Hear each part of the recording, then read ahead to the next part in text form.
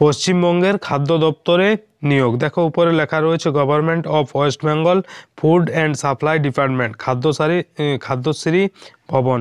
তো পশ্চিমবঙ্গ খাদ্য দপ্তরে নিয়োগ। তো আমরা দেখে নেব কোন কোন ডিস্ট্রিক্টের জন্য সেই নিয়োগটা হচ্ছে না।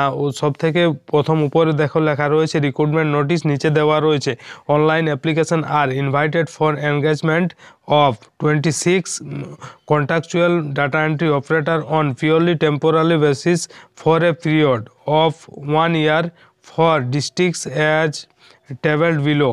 One applicant can apply for one district only. অর্থাৎ নিচে যে ডিস্ট্রিক্টগুলোর লিস্ট দেওয়া রয়েছে সেই ডিস্ট্রিক্টগুলোতে খাদ্য দপ্তরে নিয়োগ করা হবে। সেটা 26টি পোস্টের জন্য একজন ক্যান্ডিডেট একটা ডিস্ট্রিক্টের জন্যই অ্যাপ্লিকেবল হবেন বা অ্যাপ্লিকেশন করতে পারবেন। তো কোন কোন ডিস্ট্রিক্টের জন্য রয়েছে না উত্তর দিনাজপুর, জলপাইগুড়ি, আলিপুরদুয়ার, পশ্চিম বর্ধমান, হুগলি, পূর্ব বর্ধমান, নর্থ 24 পরগনা, নদিয়া, কলকাতা, মুর্শিদাবাদ, পূর্ব মেদিনীপুর, সাউথ 24 পরগনা।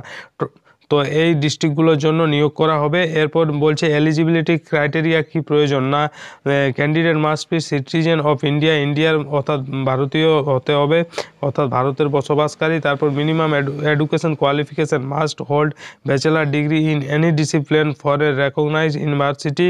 তারপর বলছে certificate in computer application age limit 21 থেকে 35, যেটা 1 জুন 2025 হিসাবে হতে হবে। অর্থাৎ গ্র্যাজুয়েশন পাস হতে হবে এবং কম্পিউটার সার্টিফিকেট থাকতে হবে। এর জন্য যে স্যালারি বলা হয়েছে সেটা বলছে 16,000 রুপিস পার মান্থ। এরপর নিচে চলে আসবেন বাকি যে ডিটেলসগুলো রয়েছে কীরকমভাবে তার যে সিলেকশন প্রসেস রয়েছে সেগুলো আপনারা অবশ্যই দেখে নেবেন। যেমন নিচে দেওয়া রয়েছে percentage of mark obtain in মাধ্যমিক অর ইকুইভ্যালেন্ট এক্সামিনেশন রয়েছে, তার জন্য রয়েছে 30 number. Percentage of marks obtain in higher secondary, তার জন্য রয়েছে 30 নাম্বার। এবং percentage of mark obtain in graduation, তার জন্য রয়েছে 40 নাম্বার। টোটাল রয়েছে 100 নাম্বার। এরপর নিচে রয়েছে কি টেস্ট হবে, typing test, efficiency test in MS excel, interview এবং টোটাল 100 নাম্বার হবে।